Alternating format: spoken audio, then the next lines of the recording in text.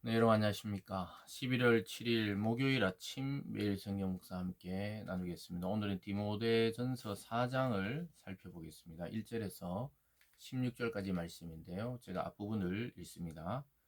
그러나 성령이 밝히 말씀하시기를 후에 어떤 사람들이 믿음에서 떠나 미혹하는 영과 귀신의 가르침을 따르리라 하셨으니 자기 양심이 화인을 맞아서 외식함으로 거짓말하는 자들이라. 혼인을 금하고 어떤 음식물은 먹지 말라 할 터이나 음식물은 하나님이 지으신 바니 믿는 자들과 진리를 아는 자들이 감사함으로 받을 것이니라. 아멘. 한 구절 더 읽겠습니다. 6절입니다. 내가 이것으로 형제를 깨우치면 그리스도 예수의 좋은 일꾼이 되어 믿음의 말씀과 내가 따르는 좋은 교훈으로 양육을 받으리라. 아멘. 오늘 본문의 내용을 중심으로 그리스도 예수의 좋은 일꾼, 그리스도 예수의 좋은 일꾼이라는 제목으로 말씀을 증거하겠습니다. 이 땅을 살아가는 모든 성도들은 하나님의 자녀이면서 동시에 예수 그리스도의 제자입니다. 그리고 또한 예수 그리스도의 좋은 일꾼이 되기 위해서 살아가는 것입니다. 그러나 세상의 일들과 다르게 예수님의 일꾼들은 하나님의 은혜와 진리의 말씀이 이끄는 대로 살아가게 되어 있습니다. 그래서 하나님을 사랑하고 하나님의 말씀을 사랑하는 모든 자들이 사실은 예수 그리스도의 좋은 일꾼이 되는데, 그러려면 일꾼은 훈련을 받아야 합니다. 그래서 특별히 말씀과 또 성령의 가르침을 따라 훈련된 사람들이 이 그리스도의 좋은 일꾼이 될 수 있다고 말하고 있습니다. 또 특별히 바울이 디모데에게 좋은 일꾼이 되라고 말씀하는 이유는 자기가 떠나고 나서 어떤 다른 교훈을 가르치는 자들이 거기에 나타나서 믿음에서 떠나서 미혹하는 영과 또 귀신의 가르침을 따르게 할 것이라고 예언하고 있습니다. 그래서 그들의 가르침을 물리치기 위해서 그들과 싸우기보다는 우리가 예수 그리스도의 참 말씀과 또 성령의 인도를 따라 우리가 훈련이 되고 양육을 받고 또 교육을 받게 되면은 거짓을 분별하게 되기 때문에 성숙한 성도로 나아갈 수가 있게 됩니다. 그래서 우리는 더욱더 참 진리에 집중하는 것이 중요합니다. 우리가 때로는 오늘날에도 많은 이단들과 또 그런 다른 종교들과 우리가 싸우지 말아야 할 이유가 거기에 있습니다. 굳이 다투거나 굳이 비난할 필요가 없는 것이, 우리가 참 진리이신 예수 그리스도의 좋은 일꾼이 되면 당연히 이 다른 교훈은 약화되고 또 거기에 빠지지 않는 것이죠. 그래서 오늘 첫 번째로 다른 교훈이 거짓인 이유는 그것이 하나님께로부터 온 것이 아니라 미혹하는 영, 즉 사탄의 영과 귀신의 가르침이라고 이야기합니다. 1절 끝에 보면요, 미혹하는 영과 귀신의 가르침을 따르리라 이렇게 말하고 있습니다. 그래서 믿음을 떠나면은 그냥 평범하게 살아가는 것이 아니라 하나님의 말씀이 아닌 이 귀신의 가르침, 또 미혹의 영이죠. 미혹 말 자체가 이미 뭔가를 잘못되게 하는 것이죠. 그래서 사탄은 미혹과 시험과 분열과 다툼과 시기와 질투와 분냄과 또 그러한 무리지음, 당을 짓는 것, 이런 것은 전부 사탄이 믿음의 공동체를 흔드는 방법입니다. 그래서 그 당시 초대교회에 떠나 또 2000년 이 기독교 역사에서 이런 일들은 계속해서 일어났던 것입니다.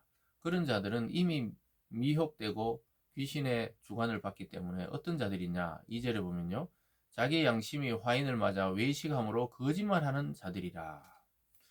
그러니까 이 다른 교훈을 가르치는 자들의 특징이 뭐냐, 거짓말이라고 성경에서 분명하게 이야기합니다. 양심이 화인 맞았다는 것은 양심이 작동되지 않는 거예요. 양심이 불타버려서 사용할 수 없다는 그러한 말씀입니다. 그래서 양심에 화인 맞지 않도록 주의해야 됩니다. 근데 말세 때에 보면요, 양심이 없어요. 이 정치인도 또 경제인도 또 사회 속에서 우리가 살아가다 보면 정말 양심 없는 자들이 많아지게 됩니다. 이게 말세적인 증상이에요. 근데 교회 내에서도 이런 자들이 나타난다는 거예요. 양심의 화인을 맞아서 겉으로는 멀쩡한 척 하면서 속으로는 거짓말을 계속 가르치는 자들이에요. 그래서 이미 다 압니다. 우리가 보면요, 그 이상한 종교들의 그 시작한 자들은 자기가 거짓말하는 줄 처음엔 다 알아요. 나중에는 이 양심의 화인을 맞으니까 감각이 없어지는 거예요. 자기 자신도 자기에게 속아 넘어가는 것이죠. 그런 자들이 나타날 것이라고 이야기하고 있습니다. 그러면서 그들의 특징은 뭐냐? 혼인을 금한다는 거예요. 이제 곧 세상이 끝나니까 결혼할 필요가 없다. 혼자 있는 것이 하나님을 더 거룩하게 섬기는 것이다. 이런 거짓말을 통해서 그래야 더 거룩한 것처럼 이야기하고, 어떤 음식은 먹지 말라고 그걸 안 먹는 것이 더 거룩하다고 이렇게 주장한다는 거예요. 다시 구약으로 돌아가고 율법으로 돌아가는 것이죠. 그런데 사도 바울이 디모데에게 말하기를, 믿는 자들과 진리를 아는 자들, 즉 그리스도 안에 복음을 아는 자는 감사함으로 먹으면 모든 것이 유익하다고 이야기하고 있습니다.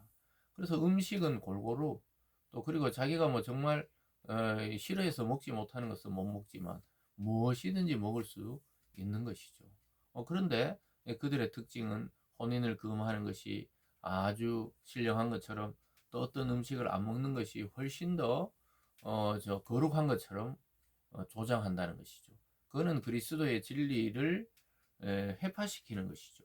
왜냐하면 예수 그리스도 안에서 모든 것이 자유하게 되었고 완성이 되고, 또 그리고 무엇이든지 누릴 수 있는 세계로 이미 넘어와 있다는 것입니다. 사랑하는 여러분, 이러한 고정관념과 또 옛적 습관을 다 버리시고 그리스도 안에서 자유함으로, 또 그리스도에게 감사함으로 모든 것을 누릴 수 있는 저와 여러분이 되기를 바랍니다. 그래서 이렇게 말하죠. 4절에서 하나님께서 지으신 모든 것이 선함에 감사함으로 받으면 버릴 것이 없나니 하나님의 말씀과 기도로 거룩하여짐이라. 그래서 사람은 혼인을 하지 않거나 출산을 하지 않거나 또는 어떤 음식을 먹고 안 먹고에 따라 거룩해지는 것이 아니라, 우리가 거룩하여진다는 것은 구별된 것입니다. 구별된다는 것은 타인과 다르다는 것이죠. 그래서 예수님 믿는 자, 하나님 믿는 자는 하나님의 말씀인 이 성경과 또 하나님과 대화인 기도를 통해 거룩해지는 것이지, 다른 어떤 행위의 구분을 통해 거룩해지는 것이 아니라고 말씀하고 있습니다. 그러면서 오늘 두 번째로 이러한 거짓 교훈을 이기기 위해서 어떻게 하라고요? 6절에 보면요. 이것을 형제를 깨우치면 그리스도 예수의 좋은 일꾼이 되어 믿음의 말씀과 내가 따르는 좋은 교훈으로 양육을 받으리라. 양육이 필요하다고 이야기합니다. 교회에서는 입교를 해서 처음에 세례와 또 성찬을 받게 되고 또 여러 가지가 있지만, 실제로 계속해서 우리가 말씀을 교육해야 되는 거죠. 제자 훈련을 통해서도, 또는 소그룹을 통해서도, 1대1 양육을 통해서도, 때로는 이런 아침 말씀과 또 주일 설교를 통해서도 양육을 받아야 되죠. 그래서 가장 좋은 것은 사실은 주일 공동체가 함께 모여서 성경을 말씀을 강의하고 듣고 전하고, 이러한 설교의 시간이 가장 양육의 핵심적인 시간입니다. 그래서 어떻게 보면 성경을 쭉 깊게 서로 같이 읽어나가고 해석하고, 또 의문을 갖는 것을 물어보고, 이런 시간을 통해 양육을 받으면 상대방이 거짓으로 말해도 분별이 됩니다. 근데 진리 안에서 양육이 되지 않고 성숙되지 않으면 넘어가는 것이죠. 미혹되는 것이죠. 근데 자기 중심에 그것이 딱 있다면 오히려 그들을 교화시키고, 언젠가는 그 잘못된 길에 들어선 자들을 바른 길로 인도하는 자가 되는 것이죠. 그래서 양육은 어떠한 유익이 있느냐? 7절에 보면요. 망령되고 헛단한 신화를 버리고 경건에 이르도록 내 자신을 연단하라. 육체의 연단은 약간의 유익이 있으나 경건은 범사에 유익하니 금생과 내생에 약속이 있느니라. 그래서 경건을 연습하라는 거예요. 육체의 연단, 즉 우리가 육체를 위해서, 건강을 위해서 운동하고 또 뭐 달리기를 하고 걷고 또 헬스클럽을 다니고, 이런 것들이 필요 없다는 게 아니에요. 여기 약간의 유익이 있다는 거예요. 약간의 유익이니까 하지 말라는 게 아니라 그런 것들이 필요하다고 이야기하는 거예요. 약간의 유익이 있으니 그것도 하되, 이 경건, 하나님의 말씀을 따라서 그리스도를 닮아가는 그 과정이 기독교에서는 경건이라고 볼 수 있겠습니다. 그래서 그것은 범사 모든 것에 유익하다는 거예요. 이 세상에 살 때도 유익하고 죽어서 천국에 가는 약속이 있기 때문에 또 유익한 겁니다. 그래서 사나 죽어나 우리가 그리스도를 믿고 그리스도 안에서 살아간다는 것은 인생의 가장 큰 유익이라고 이야기하고 있습니다. 그래서 10절에 이를 위하여 우리가 수고하고 힘쓰는 것은 우리 소망을 살아계신 하나님께 두미니 곧 모든 사람 특히 믿는 자들의 구주시라. 마지막에 나오죠. 믿는 자들의 구주 예수 그리스도, 우리를 구원할 주인이신 예수 그리스도를 힘써 소망하고 또 그를 위해 수고하는 것이 인생의 가장 큰 아름다움이고 참된 경건이고 참된 유익이라고 말씀하고 있습니다. 그러다 보면 그리스도를 자꾸 연구하다가 보면 다른 교훈은 벗어나게 되고 다른 교훈이 거짓인 것이 드러나게 되는 것이죠. 그리고 마지막으로 디모데에게 지도자들은 이러한 것을 말로가 아니라 행동의 본으로 보이라고 이야기합니다. 12절에 누구든지 내 연수함을 업신여기지 못하게 하고 오직 말과 행실과 사랑과 믿음과 정절에 있어 믿는 자에게 본이 되어 내가 이를 때까지 읽는 것과 권하는 것과 가르치는 것에 전념하라. 디모데는 아주 젊고 연소한 목회자였습니다. 그래서 교회에 여러 나이 많은 또 리더들에게 부딪힐 수도 있고 흔들릴 수도 있는데 그렇게 흔들리지 말라는 거예요.